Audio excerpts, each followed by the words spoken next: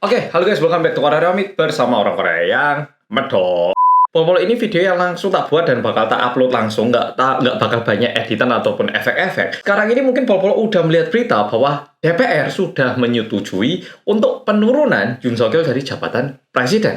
Nah, di sini pasti banyak yang mikir, oh berarti presidennya udah ganti, udah pasti turun. Enggak, masih ada beberapa tahap, jadi dengarkan ini. Nah, sekarang memang betul DPR udah menyetujui penurunan Yoon Seok Yeol dari jabatan presiden. Karena 204 dari 300 DPR sudah setuju. Ini berarti Yoon Seok Yeol sudah tidak bisa lagi menjalankan tugasnya sebagai seorang presiden. Dan sekarang yang menggantikan presiden, karena di Korea nggak ada wakil presiden, adalah Perdana Menterinya. Terus, kelanjutannya untuk Yoon Seok Yeol gimana? Yang terjadi adalah ini kasus akan dibawa ke Mahkamah Konstitusi. Di situ, hakim akan menilai lagi apakah yang dilakukan oleh Yoon Seok Yeol ini menyalahi aturan ataupun hukum. Kalau misalnya nggak menyalahi, ya udah ini dibatalkan. Tapi kalau misalnya di situ, dari 9 hakim, minimal 6 hakim harus menyetujui, dan kalau ini disetujui, baru Yoon Seok Yeol itu benar-benar diturunkan dari jabatan presiden. Jadi sekarang, lebih tepatnya Yoon Seok Yeol itu bukan diturunkan dari jabatan presiden, tapi wewenangnya sebagai presiden itu dihentikan dan digantikan oleh Perdana Menteri.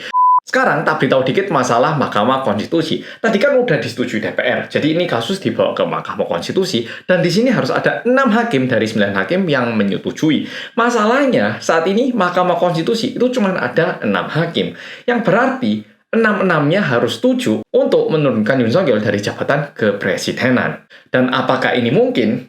Ini nggak tahu, karena sidangnya ini harus dibuka dalam waktu 180 hari mulai saat ini. Sekarang berarti ada dua kemungkinan. Yang pertama, semuanya setuju. Yang kedua adalah ada satu orang yang mungkin tidak setuju. Nah, kalau misalnya ada satu orang tidak setuju, artinya semua ini jadi hangus dan Yoon Seok Yeol akan kembali menjadi presiden seperti tidak terjadi apa-apa. Tapi kalau misalnya 6-6-nya setuju untuk memberhentikan Yoon Seok Yeol dari presiden, artinya dalam waktu 60 hari, 60 hari harus dilakukan pemungutan suara lagi untuk memilih presiden yang baru. Sedangkan untuk Yoon Seok Yeol, seketika keputusan ini dibuat, berarti jabatannya sebagai presiden udah selesai.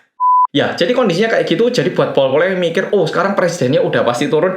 Belum. Memang udah mendekati, tapi bukan berarti udah pasti turun. Sekarang kita harus melihat lagi hasil sidang di Mahkamah Konstitusi.